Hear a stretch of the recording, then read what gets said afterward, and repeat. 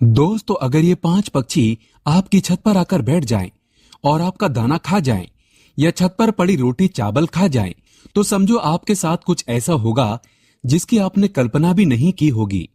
दोस्तों, शास्त्रों के अनुसार जो पक्षी जीव जंतु होते हैं वो हमारे वातावरण को स्वच्छ बनाते हैं। हमारे आसपास पक्षियों का होना उतना ही जरूरी है जितना हमारे लिए पीने के लिए जल और खाने के लिए भोजन।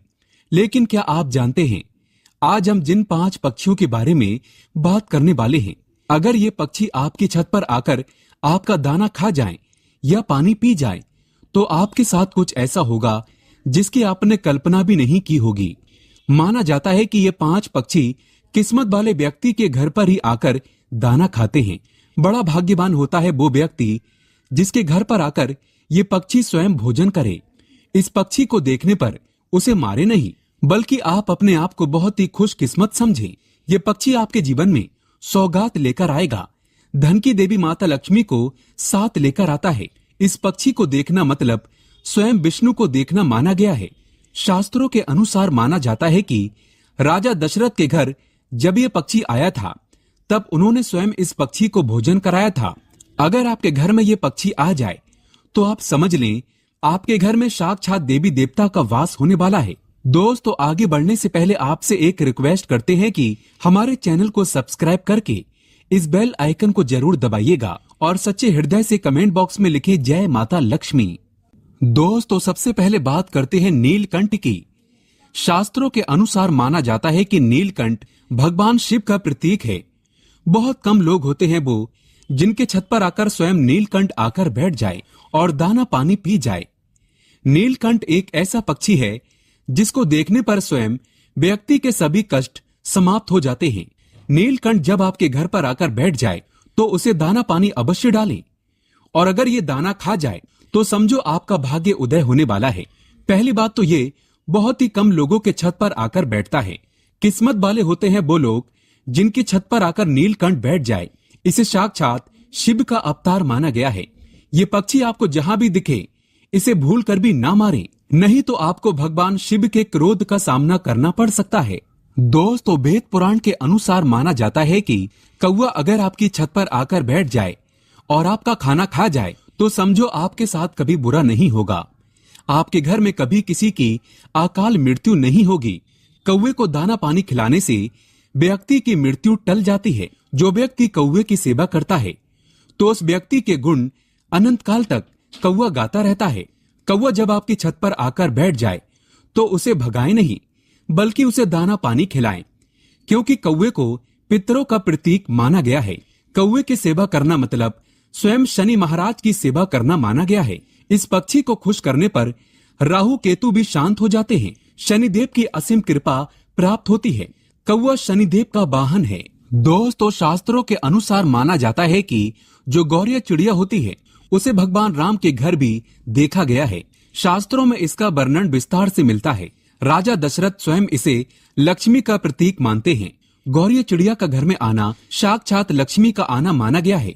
माना जाता है कि जब ये पक्षी आपके घर पर आकर दाना पानी खा जाए तो समझो आपके घर में माता लक्ष्मी का वास होने वाला है। इस पक्षी का घर में घोंसला बनाना अत्यंत मंगलकारी माना गया है। समझो आपके ऊपर कभी कोई संकट नहीं आएंगे। किस्मत वाले होते हैं वो लोग जिनके घर पर गौरिया आकर बैठ जाए तथा घोंसला आदि बना ले। ऐसे व्यक्ति का भाग्य उच्च स्थिति में बना रहता है। गौरिया चिड़िया की आवाज सुनना भी शुभ माना जाता है। ये वातावरण को स्वच्छ बनाती है। दोस्तों, घर में कबूतर का आना भी शुभ माना जाता है। जिस व्यक्ति के घर आकर कबूतर बैठ जाए और दाना पानी पी जाए तो समझो उसका भाग्य उदय होने वाला है। साथ ही साथ अब आपके जीवन में कुछ बदलाव होने वाले हैं। कबूतर का घर में घोंसला बनाना भी शुभ माना जाता है। ये पक्षी जब किसी के घर पर आता है तब अच्छे भाव से ही आता है। दोस्तों, घर में सवेरे सवेरे जब उल्लू आकर बैठ जाए तो समझो साक्षात आपके घर में देवी लक्ष्मी का वास होने वाला है। माता रानी उल्लू पर सवार होकर आपके घर में अब निवास करने वाली है। ऐसे में उल्लू को गलती से भी भगाए नहीं। सवेरे सवेरे उल्लू का आना अत्यंत मंगलकारी माना गया है, क्योंकि उल्लू माता लक्ष्मी का वाहन है। लेकिन याद रहे, रात के समय जब घर में उल्लू आता है तो ये अशुभ संदेश ही लेकर आता है। ऐसे में इसे शुभ नहीं माना जाता। इससे ये पता चलता है कि अब आपके ऊपर कर्ज बढ़ने वाला है, आपका पैसा खर्च होने वाला है। दोस्तों, अब बात करते हैं उन पक्षियों के बारे में जो आपके लिए शुभ नहीं है। इनके द्वारा घर में आने पर व्यक्ति कंगाल हो जाता है, उसका सर्वनाश हो जाता है। आइए जानते हैं। दोस्तों, माना जाता है कि जो चमगादड़ होता है वो मनुष्य के लिए शुभ नहीं माना जाता। ये जब भी घर में आते हैं तब कोई ना कोई बड़ी अनहोनी साथ लेकर आते हैं। ये अपने साथ नकारात्मकता को साथ लेकर चलते हैं और जहां पर इनका वास हो जाए समझो उस घर में प्रेत आत्माओं का वास हो जाता है। चमगादड़ व्यक्ति के घिराव का नाश करता है, नव घिराव का नाश करता है। ये आपके किसी भी मांगलिक कार्य को बर्बाद कर सकता है। इसका घर में आना साक्षात मृत्यु को प्राप्त करना माना गया है। चमगादड़ जब घर में आता है तब अकाल मृत्यु को साथ लेकर ही आता है। ये आपका सर्वनाश करने आता है। ये परिवार को उथल पुथल कर देता है। चमगादड़ बुरे संदेश का प्रतीक माना जाता है। अगर आपके घर में चमगादड़ ने निवास कर लिया है तो तुरंत इसे हटा दें, इसी में आपकी भलाई है। चमगादड़ मनुष्य के लिए हमेशा बुरे स्वभाव से ही आता है। इसे आप अपने लिए कभी लकी ना माने।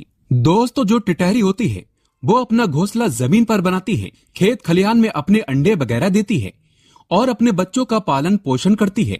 टिटहरी कभी मनुष्य के छत पर गलती से भी आकर नहीं बैठती है, लेकिन अगर अचानक से टिटहरी आपकी छत पर आकर बैठ जाए तो समझो भूकंप आने वाला है या आपके साथ कुछ बुरा होने वाला है।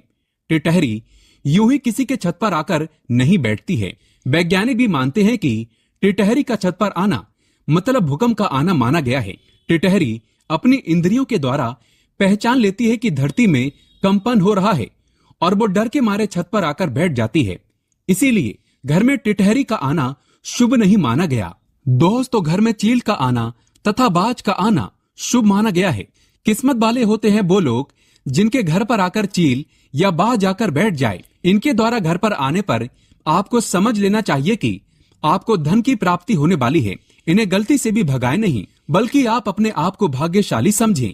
अक्सर कई लोग बाज और चील को अशुभ मानते हैं, लेकिन ऐसा बिल्कुल भी नहीं है।